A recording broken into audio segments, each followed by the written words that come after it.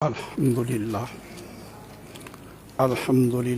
رب العالمین والعاقبۃ للمتقین والصلاة والسلام علی سید الانبیاء والمرسلین وعلی آلہ الطیبین الطاہرین وعلی اصحاب الراشدین المسترشدین اما بعد فاعوذ باللہ من الشیطان الرجیم بسم اللہ الرحمن الرحیم ولا تقعد مع القوم الظالمین صدق اللہ مولانا العظیم ان اللہ وملائکتہ یصلون علی النبی یا ایھا الذین آمنوا صلوا علیہ وسلموا تسلیما اللہم صلاۃ والسلام علیک یا رسول اللہ وعلی آلک واصحابک یا حبیب اللہ صلاۃ والسلام علیک یا رحمۃ للعالمین وعلى آلك وأصحابك يا خاتم النبيين آمين يا خاتم النبيين حمد و ثنا کے بعد یہ عرس مبارک کی آخری نشست ہے۔ اس میں ہمارے بڑے بڑے مقتدر علماء کرام جامع حاضہ کے فارغ التحصیل علماء اور بڑے اچھا بیان کرنے والے موجود ہیں، اور بھی آپ نے عزیز محترم جناب برادر طارق صاحب کا خطاب سنا۔ ماشاءاللہ دل کو بڑا اثر ہوا، خوش ہوا ہوں کہ آپ نے ہمارے دل کی ترجمانی کی۔ آج کل جس طرح اور چیزوں میں جدت پیدا ہو گئی ہے، وہاں بعض مذہبی گروپیے انہوں نے بھی اپنا اپنا روپ دکھانا شروع کر دیا۔ کوئی صحابہ کی محبت کی آڑ لے کر اہل بیت اطہار پر رقیب حملے کر رہا ہے، کوئی اہل بیت کی محبت کا جھوٹا دعویٰ کر کے صحابہ پر تنقید کرتا ہے، لیکن ہمارا مسلک اہل سنت بین ہے۔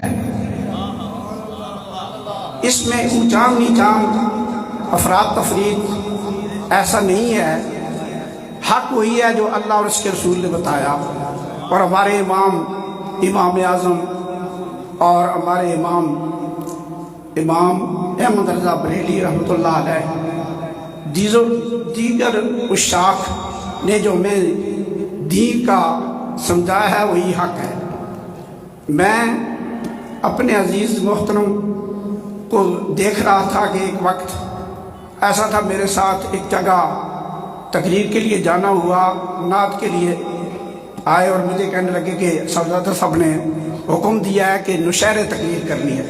شاید یاد ان کو بھی بہت عرصہ ہو گیا، نشہرہ کی جامع مسجد رضوان میں خاص شہر کے دل میں تقریر ہوئی، اور جو وہاں کے جو حالات تھے اللہ کریم کے فضل سے ہم نے اچھی طرح ان منکرین کا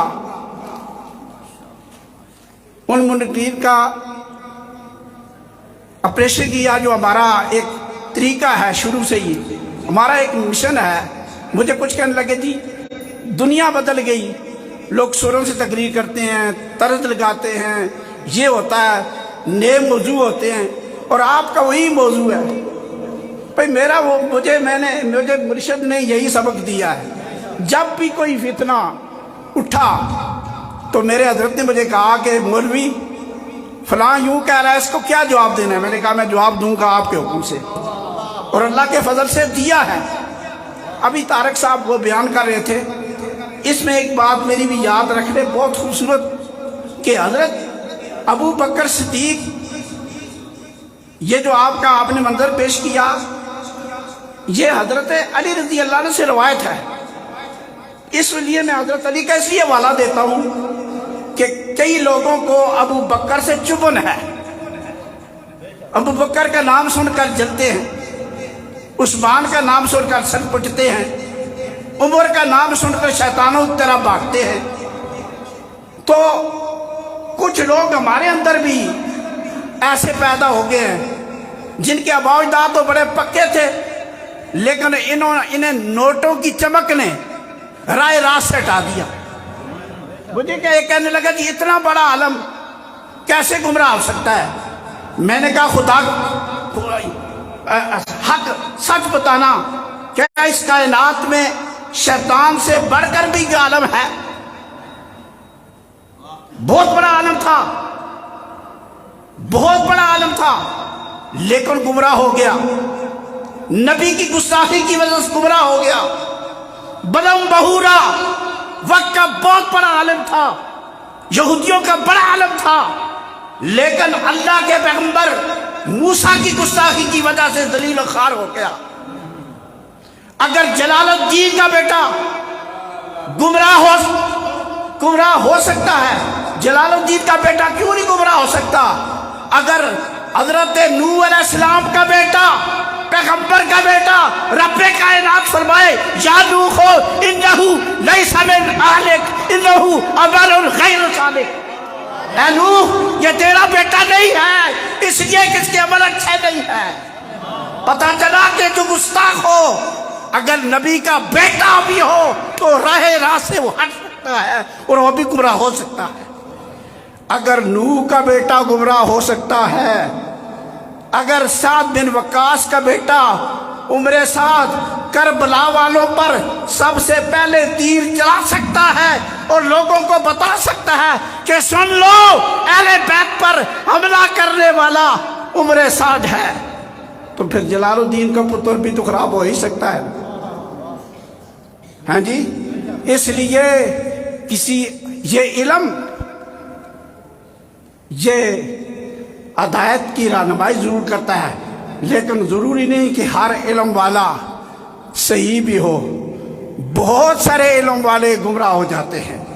ये तो जिन पर अल्लाह का फजल होता है उन्हें अल्लाह राह रास्त पर लगाता है, दीन हक की समझ देता है, वरना इल्म तो बहुतों को गुमराह भी कर देता है। और शैतान का सबसे बड़ा हरबा ये है कि वो लोगों को बताता है कि तू बड़ा आलिम है, तकब्बर पैदा करके उनको राय राह से कहता है तेरी अपनी एक शान है, तेरा एक अपना मकाम है, तू अपनी इत्तिबात बना ले। तो अज़ीज़ान मोहतरम याद रखो, अल्लाह रब्बुल इज़्ज़त जल्ला शानुहु का बड़ा एहसान है कि उसने हमें ऐसे आस्तानों से निस्बत की तौफीक दी, तल्लक की तौफीक दी, जो हिदायत का जरिया हैं और हदायत के मरकज हैं और हदायत के राहवर हैं। और अल्लाह ने जो इंसान को नेमतें दी हैं वो दो तरह की नेमतें हैं। एक नेमत जो दुनियावी चीज़ें हैं, दुनियावी आसानियां हैं, और दूसरी नेमत वो जो अल्लाह तबारक ताला ख़ास लोगों को अता फरमाता है। दुनियावी नेमतें ये चाहे मुसलमान है, चाहे काफिर है, चाहे मुर्तद है, किसी मज़हब से ताल्लुक़ रखता है, दुनियावी नेमतों के साथ सबको मामूर करता है। लेकिन दीनी नेमत, हिदायत वाली नेमत अल्लाह ताला अपने खासों को अता फरमाता है। अगर ये कौम की बात होती, अगर ये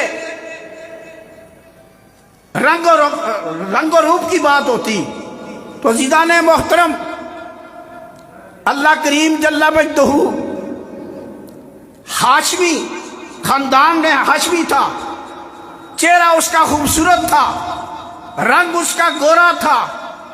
रब ने जो इस लक़ब के साथ उसे कुरान के अंदर बयान किया वो है लहब, अबू लहब, तब्बत यदा अबी लहब व तब।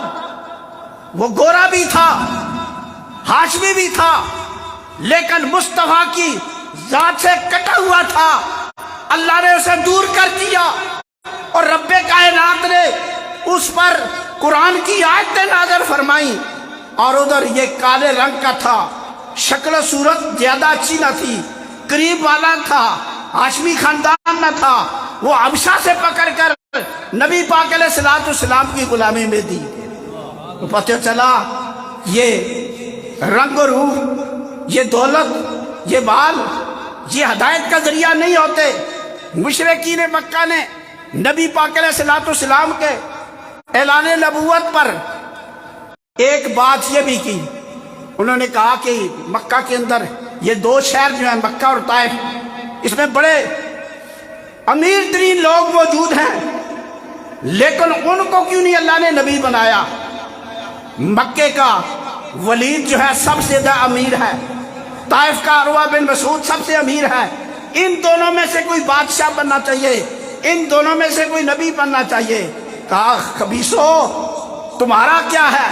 جس کو میں چاہتا ہوں نبی بناتا ہوں، جسے میں چاہتا ہوں اپنے قریب کرتا ہوں، جسے چاہتا ہوں ہدایت عطا فرماتا ہوں۔ تو عزیزان محترم، رب کائنات نے ہدایت اہل سنت کے نصیب میں لکھی ہے، اس لیے کہ اہل سنت کا تعلق نبی پاک علیہ السلام کی ذات سے ہے، اور ذات مصطفیٰ ہی اللہ تعالیٰ کے قرب کا ذریعہ ہے۔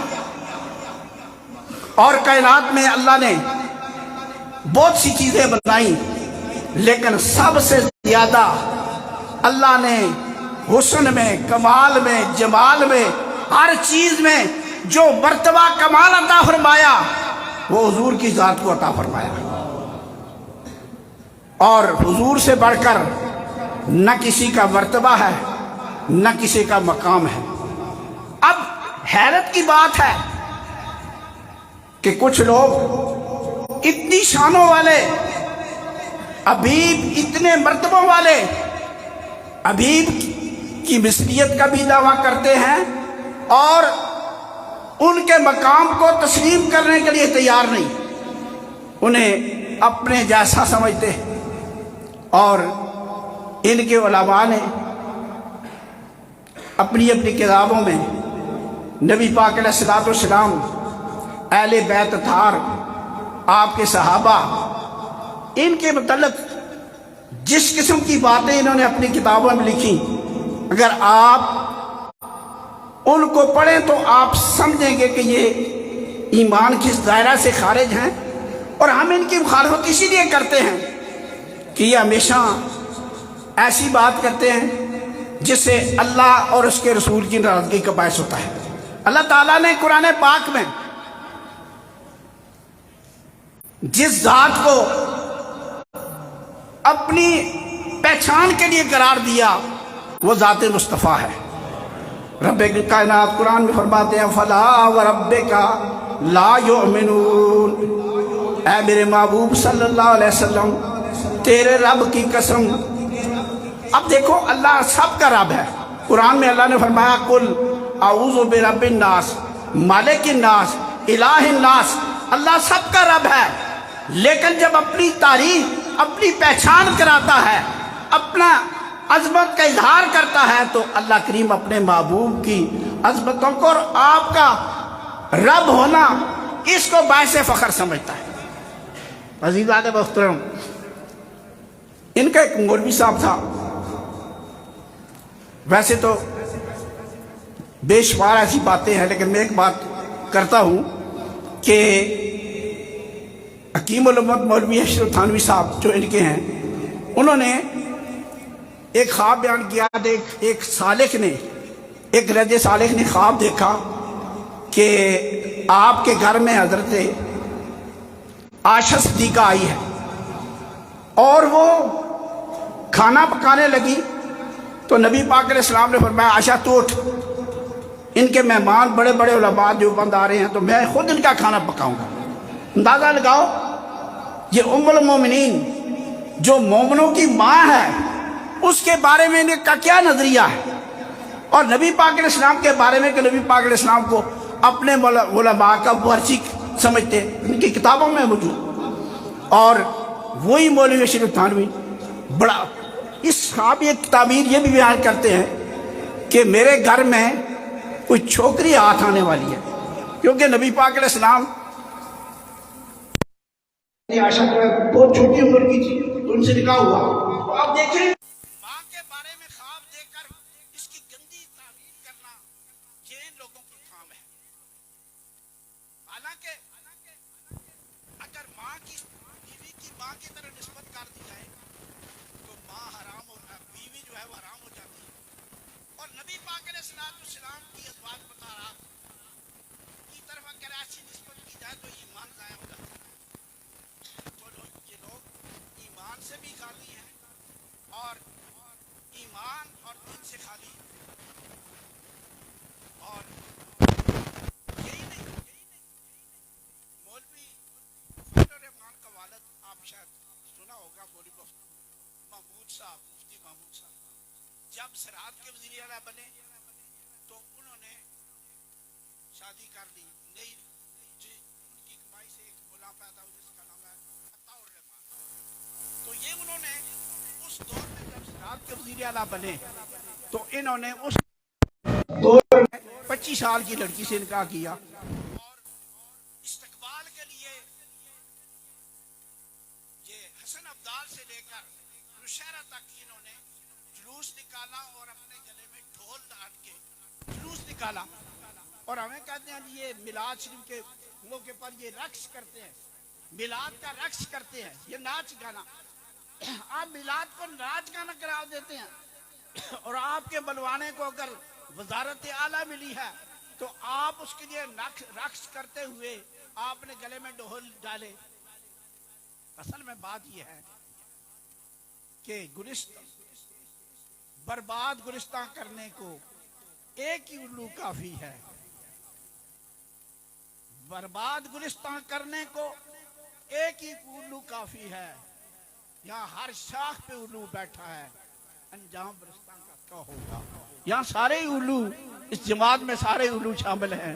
تو اب عزیزہ یہ ملک کا اور قوم کا اور مذہب کا اور عقیدے کا کیا بنے گا کہ بد عقیدگی جہاں ان لوگوں نے پھیلائی ہے، اسی طرح دوسرے لوگ شیعہ ہیں یا وابی ہیں یا مرزائی ہیں، یہ سب دین کے دشمن ہیں.